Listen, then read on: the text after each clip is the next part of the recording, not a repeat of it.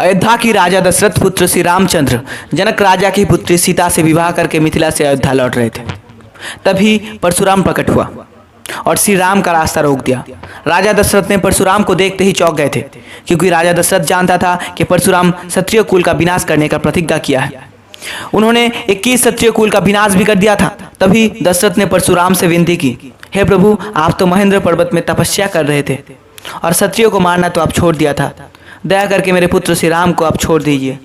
लेकिन परशुराम तो बहुत ही क्रोधित थे और राजा दशरथ का कोई भी बात पे वो ध्यान ही नहीं दे रहे थे।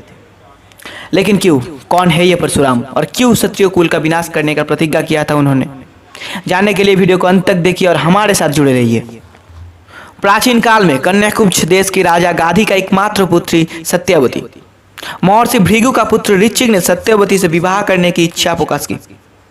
तब महाराजा गाधी ने कहा, हे तपधन, आपको कन्यादान करने में कोई भी आपत्ति नहीं, लेकिन हमारे यहाँ राजकुल के एक नियम है, एक प्रथा है।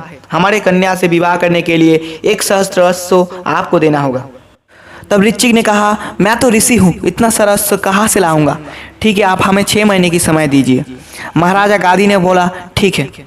ऋचिक ने वरुण देव से प्रार्थना की और उसी वक्त वरुण देव ने 1 सहस्त्र अश्व ऋचिक को प्रदान किया और 1 महीने के अंदर ही ऋचिक ने 1 सहस्त्र अश्व लेके राजा गाधी के पास लौटाया।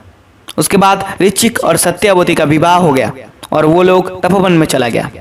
ऋचिक का पिता भृगु पुत्र और पुत्रवधू को आशीर्वाद करने के लिए आया। भृगु ने सत्यवती को एक वर मांगने के लिए बोला। सत्यवती ने बोला, अगर वरदान करना ही है तो मुझे एक पुत्र वर दीजिए, और मेरी माता के आज तक कोई भी पुत्र नहीं हुआ, इसीलिए उसे भी एक पुत्र वर दीजिए।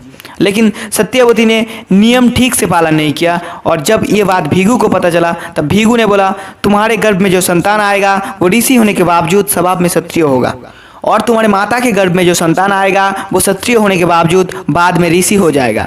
लेकिन सत्यवती ने भृगु से विनती की और बोला, मेरे पुत्र क्षत्रिय नहीं होना चाहिए। भृगु ने बोला, तथास्तु। वैसे ही सत्यवती ने एक पुत्र का जन्म दिया जिसका नाम जमदाग्नि। जमदाग्नि एक उग्र तपा ऋषि था जिन्होंने इक्ष्वाकु वंशीय राजा प्रसेनजीत का कन्या रेणुका से शादी किया और उन्होंने 5 पुत्र का जन्म दिया। उन्हीं 5 पुत्र में से एक था परशुराम। बचपन में माता पिता परशुराम को राम कहकर पुकारता था। बड़े होने के बाद पिता ने उन्हें हिमालय जाके भगवान शिव का आराधना करने के लिए बोला और पिता की आज्ञा मानकर राम ने हिमालय चला गया और उसकी तब से प्रसन्न होकर भगवान शिव ने उन्हें दर्शन दिया और असुरों का नाश करने का आदेश दिया। राम ने अपना पराक्रम दिखाया और असुरों का नाश कर दिया और प्रसन्न होकर भगवान शिव ने उन्हें परशु नाम का एक शस्त्र दिया और तब से ही उनका नाम राम से परशुराम हो गए थे। परशुराम ने एक बार अपने माता के सिरधड़ से अलग कर दिया था, क्योंकि एक बार जमदाग्नि ने यज्ञ कर रहे थे और अपने स्त्री रेणुका को पानी लाने के लिए भेजा था। नदी में तब चित्ररथ अप्सराओं ने नहा रहे थे और रेणुका वो दृश्य देख रहे थे, इसीलिए पानी लाने में देर हो गए थे। इस घटना को जानने के बाद अपने पुत्र से आदेश किया अपनी मां के सिर काट देने के लिए, लेकिन कोई भी पुत्र राजी नहीं हुआ और तब परशुराम ने पितृयज्ञ का पालन करने के लिए अपनी मां का सिर काट दिया था। तब जमदाग्नि ने अपने पुत्रों को मदबुद्धि हो जाने का श्राप दिया और परशुराम को एक वर मांगने के लिए बोला।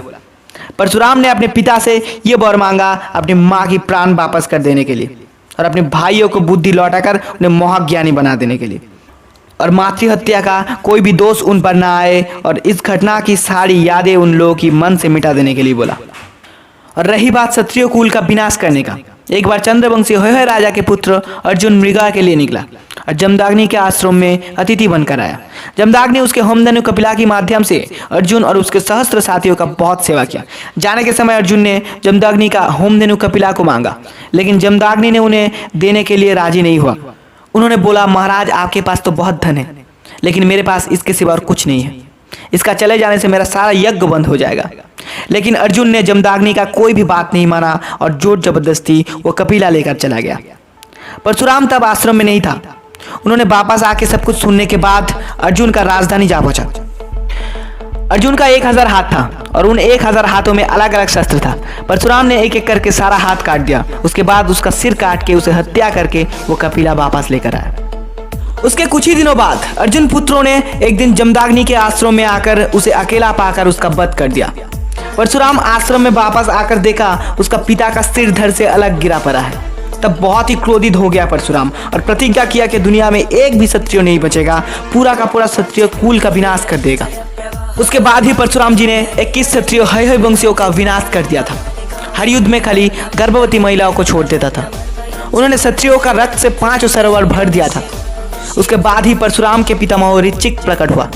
उन्होंने क्षत्रियों का मारना बंद करने के लिए बोला। पितामहों का आज्ञा सुनकर परशुराम ने एक महायज्ञ किया और अपना सब कुछ कश्यप को दान करके महेंद्र पर्वत चला गया तपस्या करने के लिए। अब बात करते हैं श्री राम को परशुराम ने क्यों रोका था। क्योंकि जनक राजा की कन्या सीता से विवाह करने के लिए जो हरधनु श्री राम ने तोड़ा था वो स्वयं भगवान शिव का था। और उन धनु का तोड़ने की शब्द सुनकर भगवान शिव का परम भक्त परशुराम बहुत ही क्रोधित होकर प्रकट हुआ और बोला, इतना बड़ा दुस्साहस, भगवान शिव का धनुष तोड़ दिया तुमने। अगर इतना पराक्रमशाली हो तो हमारे इस धनु पर सर योजना और बाण चढ़ाकर दिखाओ।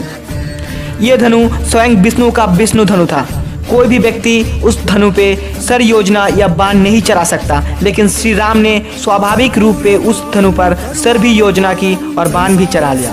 तब परशुराम को भगवान श्री राम का वास्तविकता समझ में आया। लेकिन विष्णु धनु में अगर एक बार बाण चढ़ाया जाए तो फिर उसे वापस नहीं लिया जा सकता। और ये बात श्री राम ने परशुराम जी को कहा। तब परशुराम जी ने कहा, इस बाण के माध्यम से आप मेरा परलोक का रास्ता रोक दीजिए और मैं अपना सारा शक्ति यहाँ त्याग करता हूँ और मुझे महेंद्र पर्वत जाने दीजिए। श्री राम ने जब बाण को छोड़ा तो परशुराम जी के अंदर जो विष्णु तेज था वो श्री राम जी के अंदर चला गया और भगवान श्री राम ने परशुराम जी को अपना सुदर्शन चक्र सौंप कर बोला, इस सुदर्शन चक्र को अब कृष्ण अवतार तक सुरक्षित रखिएगा। कृष्ण अवतार के समय जब भगवान श्री कृष्ण ने गुरु संदीपनी की यहाँ शिक्षा ले रहे थे तब भगवान परशुराम ने आकर वो सुदर्शन चक्र श्री कृष्ण के पास सौंप दिया था। महाभारत की प्रसिद्ध पात्रों पितामह भीष्म, गुरु द्रोण एवं कर्ण को शस्त्र विद्या परशुराम जी ने ही सिखाया था। जब परशुराम जी अपने जीवन का सब कुछ दान कर रहे थे तब गुरु द्रोणाचार्य उनके पास पहुंचे। तब परशुराम जी ने अपना सब कुछ दान कर चुके थे। दया भाव से परशुराम जी ने द्रोणाचार्य को कुछ मांगने के लिए कहा। चतुर द्रोणाचार्य ने कहा, मैं आपके सारे अस्त्र शस्त्र उनके मंत्र विद्या के साथ चाहता हूँ ताकि जब भी उसका आवश्यकता हो उसका प्रयोग किया जा सके। परशुराम जी ने कहा, अमवस्तु अर्थात तथास्तु। दानवीर कर्ण भी परशुराम जी का ही शिष्य था। परशुराम केवल मात्र ब्राह्मण को ही शस्त्र विद्या सिखाता था, लेकिन जब उन्हें पता चला कि कर्ण सूत पुत्र है तब उन्होंने कर्ण को श्राप दिया कि जरूरत पड़ने पे तुम अपना शस्त्र ज्ञान भूल जाओगे। इसीलिए कर्ण अर्जुन के सामने महाभारत पे हार गए थे। उड़ीसा की महेंद्र पर्वत पर भगवान परशुराम आज भी जिंदा है ऐसे कहा जाता है। भारत की बहुत जगह पे परशुराम जी का मंदिर है। कल्कि पुराण में बोला गया है भगवान विष्णु का 10 अर्थात कल्कि अवतार का भी शस्त्र शिक्षा परशुराम जी के माध्यम से ही होगा। जय हिंद दोस्तों, आज के लिए इतना ही। नेक्स्ट वीडियो आने तक हमारे साथ जुड़े रहिए।